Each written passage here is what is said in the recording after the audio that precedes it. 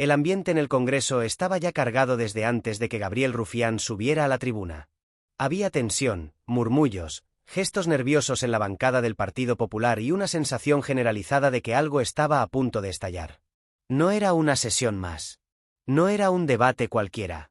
Feijóo llevaba días intentando sostener el relato de que el gobierno estaba detrás de un supuesto golpe judicial y de que la independencia de la justicia estaba siendo amenazada desde el Ejecutivo. Era un discurso repetido hasta la saciedad, construido con titulares sesgados, informes policiales filtrados y una cascada de acusaciones que buscaban sembrar la idea de un país gobernado desde la oscuridad. Pero esa narrativa tenía una debilidad evidente: la propia historia del PP. Y ese era exactamente el terreno donde Rufián iba a entrar. No para debatir, sino para desarmar por completo el artificio del PP, dejando al descubierto las contradicciones, las sombras y los silencios que Feijóo lleva meses intentando tapar. Cuando subió a la tribuna, el portavoz republicano lo hizo con una calma inquietante.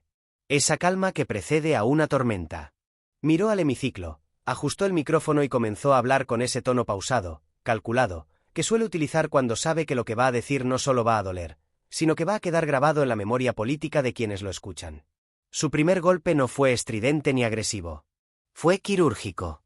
Señaló que el verdadero golpe judicial del que debería hablarse no estaba en el gobierno, sino en el comportamiento de ciertos sectores de la judicatura, en las filtraciones interesadas, en los movimientos de algunos instructores que coinciden sospechosamente con los tiempos mediáticos del PP, y sobre todo, en el bloqueo del Consejo General del Poder Judicial, mantenido deliberadamente por la derecha durante más de 5 años. No lo dijo como acusación política, sino como dato, como hecho, como realidad estructural. Y esa forma de decirlo hizo que el golpe entrara más profundamente. Feijóo, desde su escaño, comenzó a mover las manos, a mirar a su bancada, a agitar papeles. Ese nerviosismo no pasó desapercibido. Porque si hay algo que el líder del PP teme, es que le recuerden aquello que su partido ha logrado silenciar gracias al control de ciertos altavoces mediáticos. Rufián continuó. No elevó la voz. No necesitó hacerlo. Explicó que el PP lleva años construyendo un relato victimista sobre la justicia, cuando la realidad es que las maniobras más graves que han afectado a este país han venido precisamente de la derecha. Informes policiales falsos, casos fabricados, jueces que actuaron como activistas políticos y mandos policiales que utilizaron las instituciones como herramientas partidistas. El público que sigue la política sabía perfectamente a qué se refería. Los nombres están en la hemeroteca, aunque algunos intenten enterrarlos bajo la propaganda. Pero lo más duro vino después.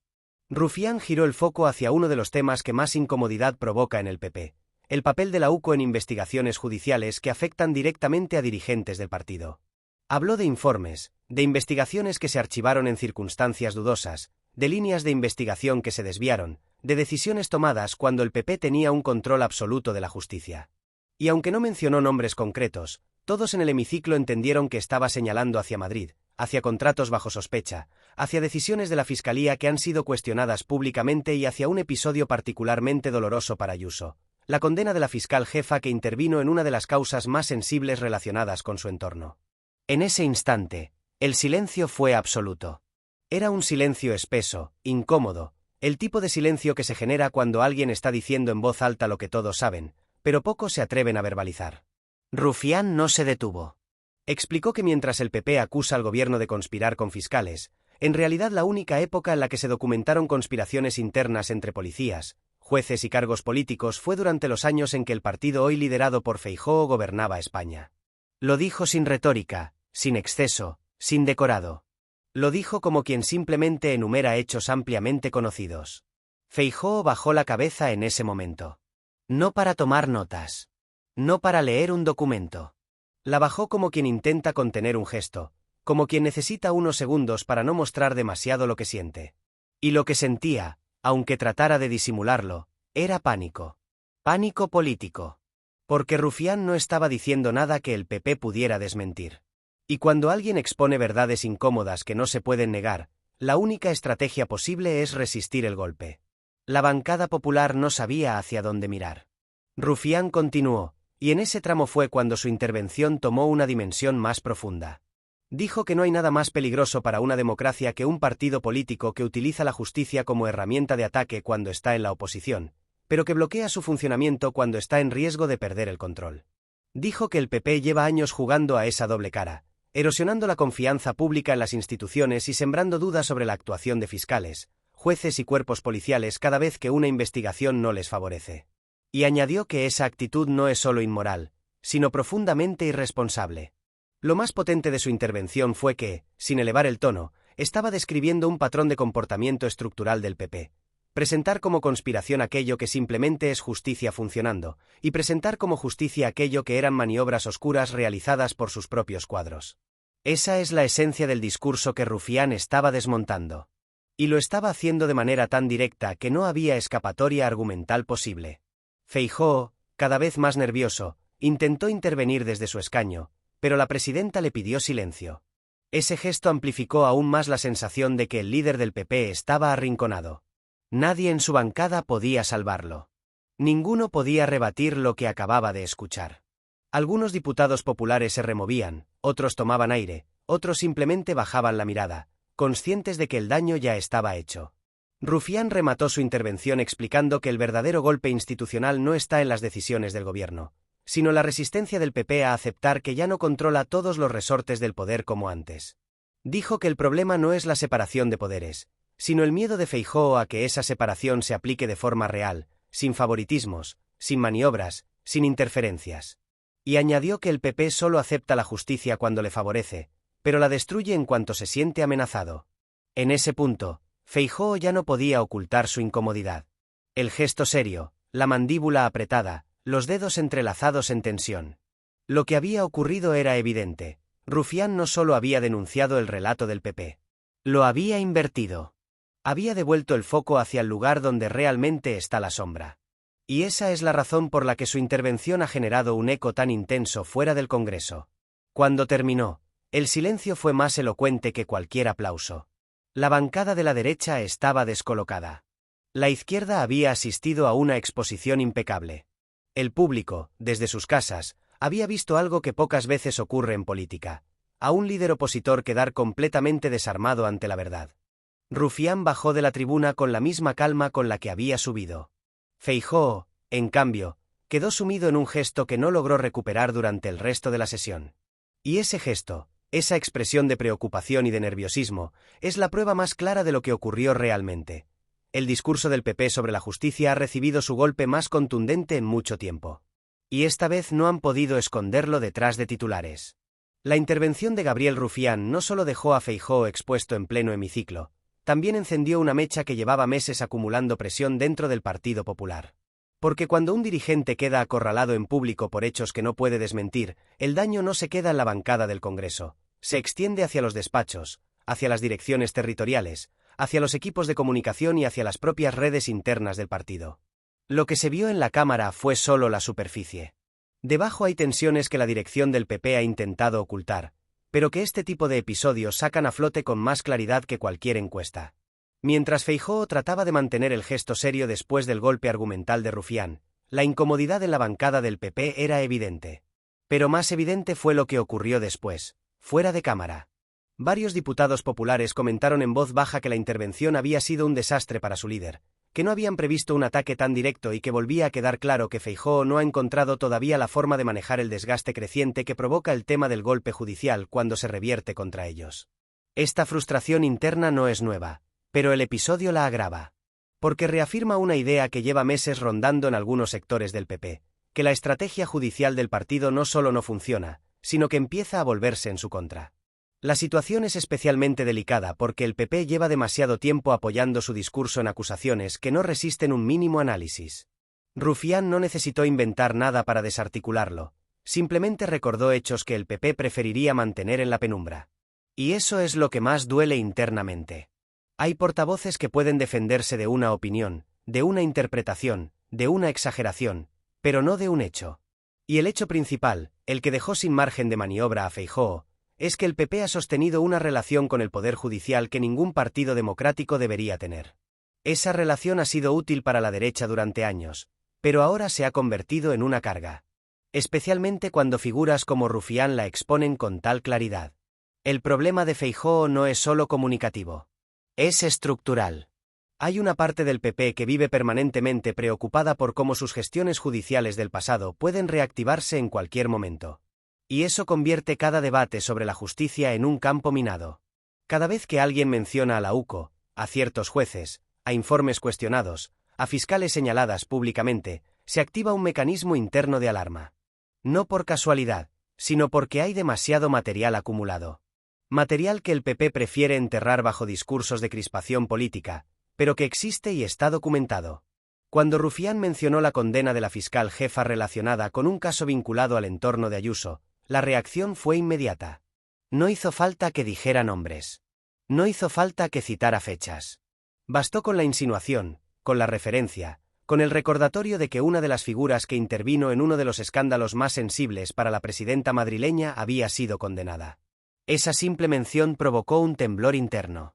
Porque abrir esa puerta implica que los focos vuelvan a iluminar una zona que la derecha madrileña necesita mantener en silencio. El PP de Madrid, y en particular el entorno de Ayuso, vive en alerta cuando se mencionan nombres de fiscales, jueces o informes que han condicionado investigaciones pasadas. Saben que la UCO ha enviado informes contundentes sobre contratos cuestionados. Saben que hay piezas judiciales archivadas cuyas decisiones generaron sospechas entre analistas y juristas. Saben que, si alguna de esas piezas se reabre o si aparece nueva documentación, el daño político puede ser demoledor. Rufián estaba apuntando a eso. Y lo hizo sin necesidad de acusar directamente a nadie. Lo dijo dejando que las conexiones las hiciera el propio espectador. El mensaje era claro: el PP es quien debería dar explicaciones. Feijóo no esperaba que su discurso sobre el golpe judicial pudiera volverse contra él con tanta facilidad. Lleva semanas intentando instalar la idea de que el gobierno presiona a fiscales y manipula informes policiales. Pero cuando un portavoz de la oposición como Rufián le recuerda que los únicos casos documentados de manipulaciones, filtraciones interesadas y conspiraciones internas ocurrieron bajo gobiernos del PP, todo el relato se desmorona. Esta inversión del marco discursivo es devastadora para Feijóo porque lo deja sin su principal arma política. Su discurso depende de que la gente crea que el gobierno está erosionando la independencia judicial. Pero si alguien demuestra que fue su partido quien lo hizo durante años, queda desarmado por completo. El temor dentro del PP es que esta intervención de Rufián marque un antes y un después en la forma en que se debate el tema del poder judicial en España. Si el discurso se desplaza hacia las actuaciones del PP, hacia sus vínculos con ciertos jueces, hacia las decisiones cuestionadas de fiscales que trabajaron en casos sensibles, el partido entra en un terreno que no puede controlar. Por eso este episodio ha generado tanto nerviosismo, porque por primera vez en mucho tiempo, alguien rompió la normalidad con la que el PP habla de justicia sin que nadie le dé réplica. La reacción en la derecha mediática tampoco fue casual. Algunos medios intentaron presentar la intervención de Rufián como un ataque al Estado de Derecho, otros trataron de ridiculizar su discurso, otros optaron por ignorarlo por completo. Pero ninguno pudo desmentirlo. Ninguno pudo ofrecer un argumento sólido contra los hechos. Esta incapacidad para rebatir evidencia una cosa: el PP ha perdido la hegemonía del relato judicial. Y perder el relato es perder poder, especialmente cuando se depende tanto de él. La situación interna del partido se complica además porque este episodio coincide con un momento de máxima tensión entre las dos almas del PP. Feijóo intenta sostener la imagen de un partido responsable que se enfrenta a un gobierno supuestamente radical. Ayuso, en cambio, quiere una confrontación permanente, quiere incendiar cada debate, quiere señalar sin matices a jueces, fiscales, periodistas o quien se interponga en su camino. La intervención de Rufián da munición al sector que considera que la estrategia de Feijóo es demasiado débil para resistir a un gobierno fuerte y a una oposición de izquierdas que no le tiene miedo. El círculo cercano a Ayuso interpreta lo ocurrido como una muestra de que el discurso institucional de Feijóo no funciona, porque no conecta con la base más movilizada de la derecha. Para ellos, la solución no es hacer un relato más sólido, sino redoblar la agresividad, atacar a Rufián de forma frontal y presentar la intervención como una muestra del supuesto odio de la izquierda. Hacia el PP esta línea de acción es peligrosa, pero es también la más previsible. Porque la presidenta madrileña necesita mantener viva la confrontación para seguir siendo relevante. Y cada vez que Feijóo queda expuesto, ella crece. Pero hay un aspecto más profundo. La intervención de Rufián no solo afectó a Feijóo, también tocó directamente a Ayuso. Mencionó a la UCO. Mencionó a una fiscal condenada. Mencionó informes que estuvieron a punto de destapar una trama completa. No señaló con precisión, pero dejó caer lo suficiente para que todo el mundo entendiera dónde estaba apuntando. Y ese tipo de referencias son las que más teme la presidenta madrileña. Porque aunque ha conseguido sortear varias crisis gracias al apoyo mediático y judicial del que goza, cualquier reactivación de esas investigaciones podría cambiarlo todo. El PP sabe que la justicia es un terreno imprevisible. Hoy te favorece, mañana te expone. Y la intervención de Rufián recordó que las alfombras que el partido lleva años pisando pueden levantar polvo en cualquier momento. Por eso Feijóo entró en pánico, no porque le faltara un argumento, sino porque sabía que el terreno en el que Rufián estaba entrando es el más peligroso para su partido. En el resto del Congreso, el ambiente posterior a la intervención fue revelador. Diputados de partidos progresistas comentaban la potencia del discurso de Rufián, mientras que algunos del PNV o de Junts señalaban que era hora de que el debate sobre la justicia se pusiera sobre la mesa de manera honesta. Incluso algunos diputados de perfil moderado reconocieron que las palabras del portavoz republicano habían sido imposibles de desmontar. La derecha, en cambio, trataba de mantener un discurso de resistencia, pero la incomodidad era evidente. El episodio también tuvo un eco social importante. Las redes se llenaron de clips, de análisis, de comentarios, de titulares que recogían las frases clave de la intervención. La audiencia vio algo inusual, un dirigente del PP obligado a escuchar a alguien que no solo conocía los entresijos de sus prácticas pasadas, sino que además era capaz de exponerlas con claridad.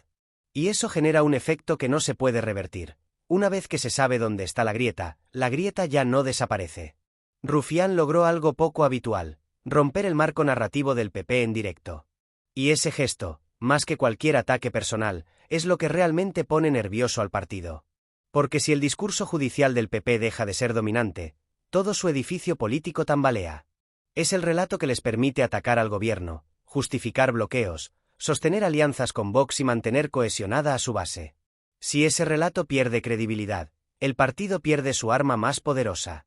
Y eso es lo que ocurrió en esta intervención. No fue solo un golpe. Fue un aviso. Un recordatorio de que el PP no tiene el control absoluto que cree tener. De que su pasado judicial sigue ahí, esperando a que alguien lo saque a la luz. De que Feijóo no puede seguir evitando preguntas sobre la justicia. De que Ayuso no puede seguir esquivando referencias a su entorno. De que la UCO, los jueces, los fiscales, los informes y los silencios pesan. Y de que cuando alguien decide unir todas esas piezas ante una cámara, el castillo de cartas puede venirse abajo en segundos. La intervención de Rufián no quedó confinada al hemiciclo. Su impacto se extendió como una onda expansiva hacia los despachos, los platós, los editoriales y los hilos de conversación que atraviesan la política española. Lo que había sucedido no era simplemente un enfrentamiento dialéctico, era la grieta visible de una estructura que venía tambaleándose meses y que, de repente, se desplomaba ante millones de espectadores. El silencio incómodo de Feijóo, la parálisis de su bancada, la imposibilidad de responder sin contradecirse o sin reconocer lo evidente, marcaron el inicio de un debate que ya nadie podía contener, la relación del Partido Popular con el Poder Judicial. Desde primera hora de la tarde, los periodistas acreditados en el Congreso comenzaron a recibir mensajes de todas partes. Algunos procedían de dirigentes populares que, pese a intentar restar importancia al momento, no ocultaban su preocupación. Otros venían de asesores que reconocían que la intervención había pillado al PP en una posición extremadamente vulnerable. Había quienes hablaban de torpeza comunicativa, quienes sugerían que Feijóo debía haber intervenido antes para cortar el golpe, y quienes señalaban directamente el problema estructural. No había respuesta posible. Nada que dijera Feijóo podía contradecir lo que Rufián había recordado sin caer en la mentira o sin abrir un debate aún más profundo sobre las prácticas del propio partido. El nerviosismo en el PP creció a medida que los medios empezaron a reproducir fragmentos de la intervención. No era un vídeo más. No era un intercambio simpático, una frase viral sin impacto real. Era un discurso detallado, articulado, que conectaba puntos que el PP había mantenido dispersos a propósito. Lo que para Feijóo era una anécdota más, para el público se había convertido en un mapa completo de cómo la judicatura, la policía, la fiscalía y los intereses del partido se habían entrelazado durante años. En los despachos de Génova se vivió un momento de pánico silencioso. Las filtraciones de conversaciones internas mostraron que algunos dirigentes consideraban que la referencia a la UCO había sido devastadora. No porque revelara algo desconocido, sino porque les recordaba algo evidente. Nadie dentro del PP tiene control total sobre la información que puede salir a la luz cuando un tema vuelve a la agenda pública. La UCO es una unidad rigurosa, meticulosa, Y sus informes, aunque no siempre se hagan públicos, siguen existiendo. La idea de que alguien pudiera volver a leerlos, reinterpretarlos o pedir explicaciones sobre decisiones judiciales antiguas era, para algunos dirigentes, una amenaza real. Y es que hay una verdad incómoda que el PP prefiere no verbalizar. Muchas de las causas que afectaron al partido durante años no se cerraron por falta de irregularidades, sino por la combinación de errores procesales, decisiones discutibles y maniobras jurídicas que, en su momento, favorecieron al partido. Eso significa que el archivo de un caso no es necesariamente el fin de su vida política. Las preguntas pueden volver. Los documentos pueden reaparecer. Las explicaciones pueden exigirse de nuevo. Y Rufián, al mencionar la UCO y al insinuar que parte del relato construido por el PP es una tapadera, activó ese miedo latente. El otro elemento que encendió todas las alarmas fue la referencia a la fiscal jefa condenada. Este punto fue especialmente delicado porque expuso algo que la derecha había logrado mantener a distancia del debate público, que uno de los cargos que intervino en un caso de impacto político había sido condenado por corrupción. Aunque el caso no afectara directamente a Ayuso, la proximidad temporal y mediática a su figura bastaba para reactivar sospechas, preguntas y dudas que el PP madrileño considera políticamente letales. Era como abrir una caja que llevaba tiempo cerrada y que, aun sin nombrarla explícitamente, dejaba escapar un eco incómodo. Las cosas no fueron tan limpias como se intentó hacer creer. Mientras tanto, en el Congreso, algunos diputados del PP comentaban que Rufián había cruzado una línea.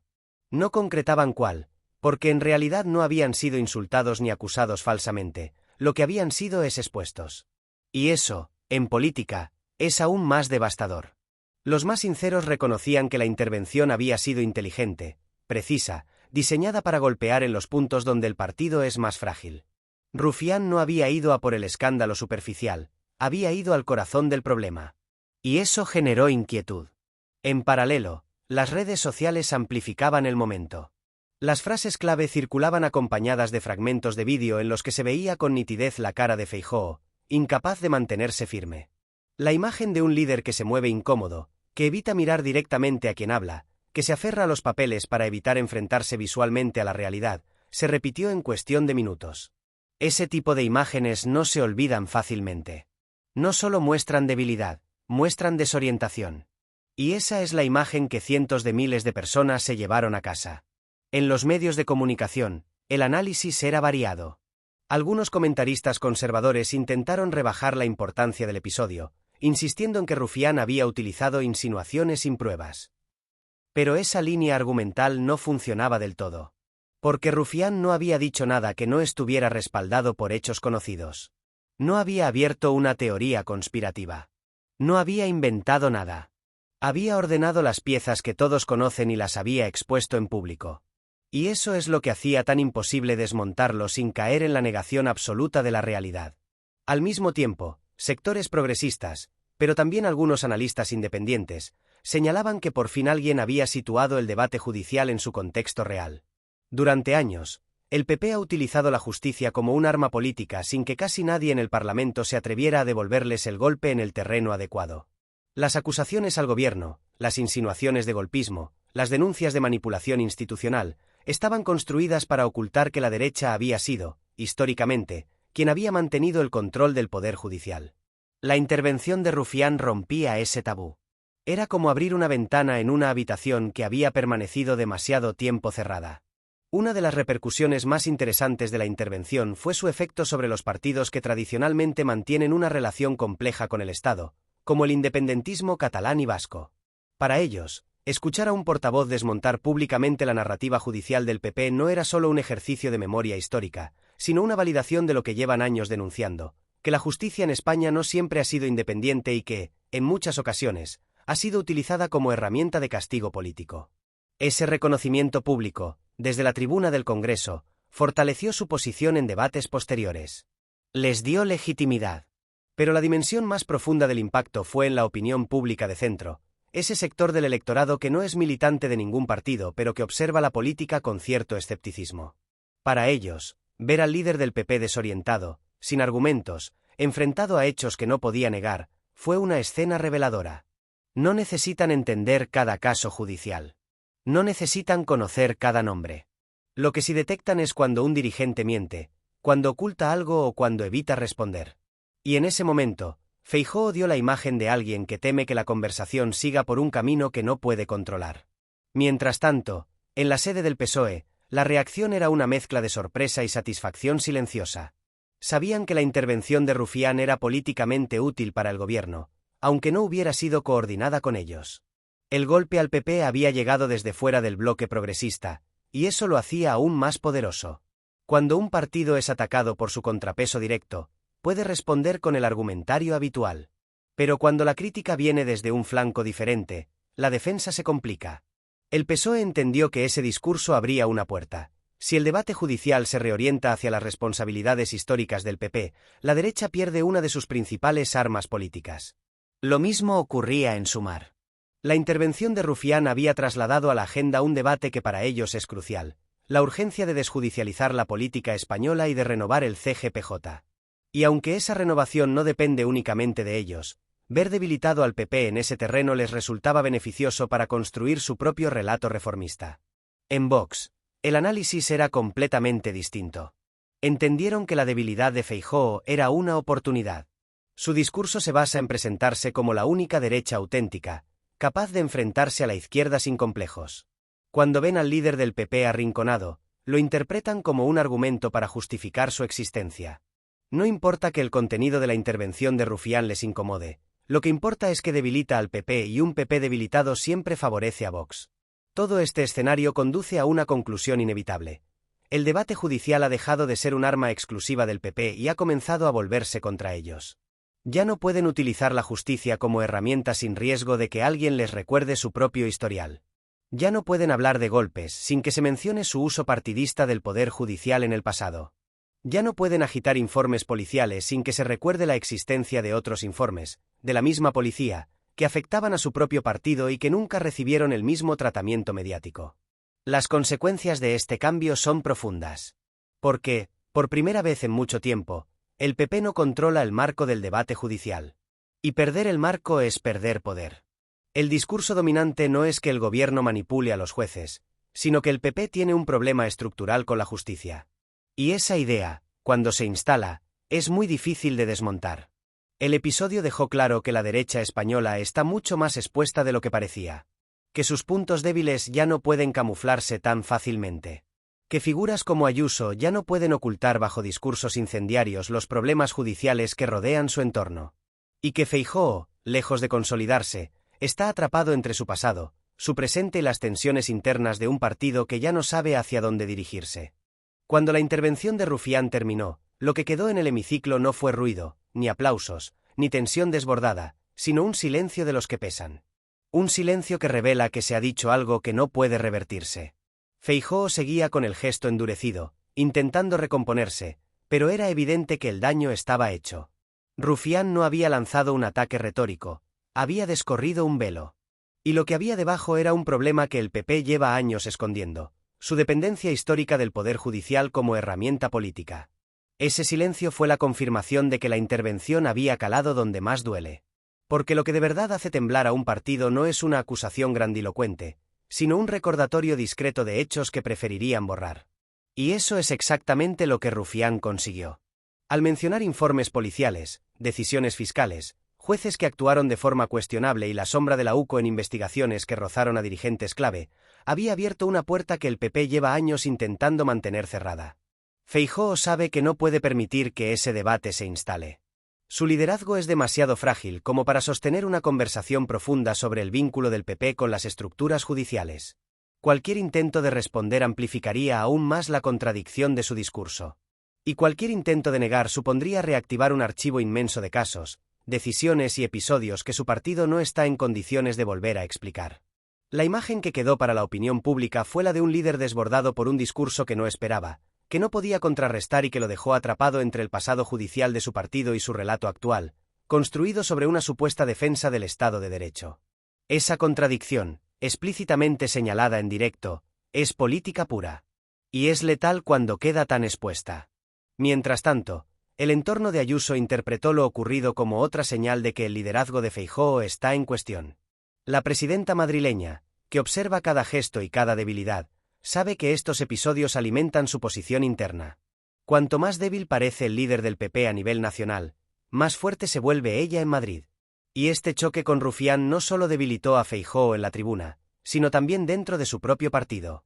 Cada silencio incómodo en el hemiciclo era también un silencio incómodo en Génova. La intervención también dejó un rastro fuera del Parlamento. A medida que el vídeo se viralizaba, sectores moderados empezaron a hacerse preguntas que el PP teme más que cualquier ataque de la izquierda. Si el partido tiene tanto que esconder, si realmente está en condiciones de hablar de separación de poderes, si su discurso sobre el golpe judicial no es más que una cortina de humo para desviar la atención de sus propios vínculos con determinados sectores de la justicia. Ese tipo de dudas, cuando empiezan a instalarse, erosionan territorios electorales que el PP necesita desesperadamente. Al final, lo que hizo Rufián fue invertir el sentido del miedo. Feijóo había intentado provocar miedo hacia el gobierno hablando de conspiraciones inexistentes. Pero quien terminó expuesto al miedo fue él, enfrentado al espectro de su propio pasado judicial. Y ese es un espejo del que ningún dirigente del PP puede escapar, porque forma parte del ADN político de su partido desde hace décadas. La sesión terminó, los diputados se levantaron y el hemiciclo recuperó su rutina, pero la frase que había quedado suspendida en el aire seguía resonando. El golpe judicial, si alguna vez existió, no venía del gobierno. Venía de la casa de Feijóo. Y esa idea, expresada con claridad en el Congreso y amplificada fuera de él, es probablemente la herida más profunda que la derecha ha recibido en este terreno en mucho tiempo. No porque sea nueva, sino porque, por primera vez, alguien la dijo sin titubeos, sin miedo y sin permitir que la respuesta escapara por la tangente.